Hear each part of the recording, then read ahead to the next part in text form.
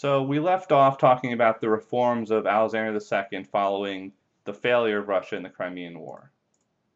What happens next is, despite the reforms, many people are still unhappy with their government.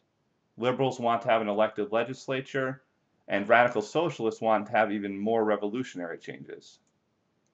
And this lack of progress leads many radicals to terrorism. What ends up happening is Alexander II is assassinated in 1881. Radicals throw a bomb at his carriage. When he gets out unharmed from the first bomb, a second person throws another bomb at him that ends up killing him. What follows is the coronation of Alexander III. Alexander III is the son of Alexander II, and after his father is assassinated, he is crowned Tsar of Russia. And this is just a picture of the coronation ceremony, and you can see sort of how elaborate it looks. Alexander III responds to his father's death by cracking down on liberals and on radicals. This is a picture of Alexander III. He increases the power of the secret police, he exiles critics to Siberia, and he restores more strict censorship that his father had tried to sort of back off of a little bit. He also starts what's called a Russification program, which is designed to suppress the culture of non-Russian peoples who live within the empire.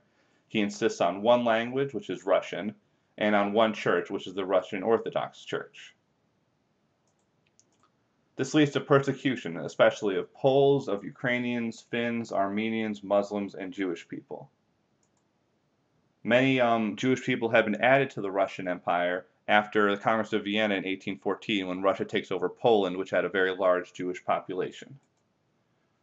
So he limits the number of Jewish people allowed to study at universities or to practice certain professions, and he forces them to live in restricted areas.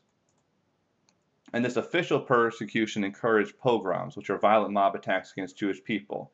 Basically, because the government was showing persecution against Jews, individuals also felt like they were entitled to do so. So many Jewish people just leave Russia altogether, and some actually, a large percentage, come to the United States. Under Alexander III, who dies relatively young, and his son Nicholas II, Russia is finally industrialized. This is just a picture of Nicholas II. In the 1890s, Nicholas focuses really on economic development and encourages the building of railroads and factories. What follows in 1904 is the Russo-Japanese War, a war between Russia and Japan over a rivalry for territory in the Pacific. Nicholas had kind of hoped that the war would lead to an increase in nationalism and national pride, but instead, Russia's army and navy are defeated by the Japanese. And this sort of news of this military disaster, when it comes back to Russia, unleashes this pent-up discontent anger that had been building and building over years of oppression. Workers go on strike, and liberals again call for a constitution and for government reforms. The turning point is what's called Bloody Sunday. This is January 22nd, 1905. Basically, peaceful demonstrators are marching on the Winter Palace, which is the home of the Tsar, and they're singing patriotic songs and they're carrying petitions for justice and freedom. The Tsar fears these protesters and he flees. Instead, troops sort of block them in and end up firing on the protesters, killing at least 96 people. And this one event sort of permanently destroys the Russians' trust in the Tsar. What follows is the revolution of 1905. Basically, strikes and demonstrations break out all over Russia. Workers, peasants, and minority nationalities all try to gain improved conditions and rights. And terrorists start targeting elected officials.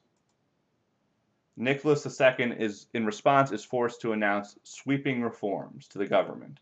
His October manifesto promises freedom of person, conscience, speech, assembly, and union. And he summons what's called a Duma, which is an elected national legislature. But in the aftermath, the manifesto does win over moderates, but in the process it sort of isolates socialists. In 1906, the first Duma does meet, but Nicholas quickly dissolves it when the leaders of it criticize his government. And he goes ahead and appoints a new, more conservative prime minister, Peter Stolypin. This is this guy in the picture.